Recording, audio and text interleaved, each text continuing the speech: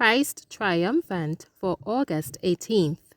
The reading is entitled, Christ Healed the Palsied Man and Forgave His Sins. Matthew 9 verse 2. And behold, they brought to him a man sick of the palsy, lying on a bed. And Jesus, seeing their faith, said unto the sick of the palsy, Son, be of good cheer, thy sins be forgiven thee.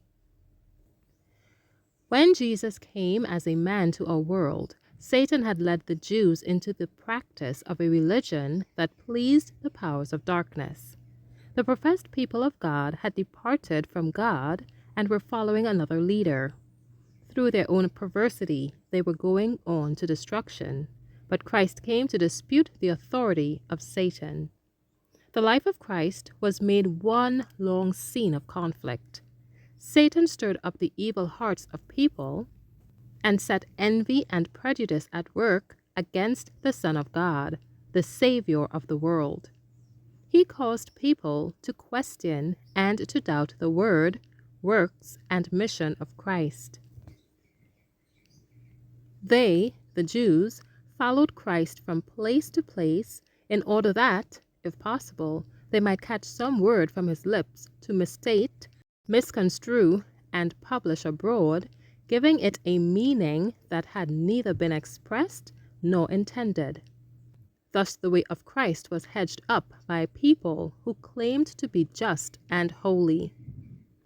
In this way, Satan led people who might have been a power for Christ to work on the enemy's side in the controversy and to become agents whereby he instilled into the hearts of the people questioning, suspicion, doubt, and hatred. The leaders of the people were ever watching for an excuse for their attitude of unbelief, and when he wrought his most convincing miracles, they were ready to catch up anything that would appear like an objection to his divine claims. When Jesus had healed the palsied man, he had said to him, Son, thy sins be forgiven thee. In the miracle that Christ had wrought, he had changed the man's heart and had renewed him in mind and body, thus demonstrating to the Pharisees the fact that he had power to forgive sins and to bring righteousness and peace to the sinner.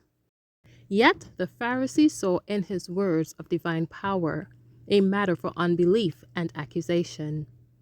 Jesus saw that, however deeply rooted were the principles that were set in opposition to the principles he proclaimed, yet they were delusion and falsehood and had originated in the enemy of all righteousness.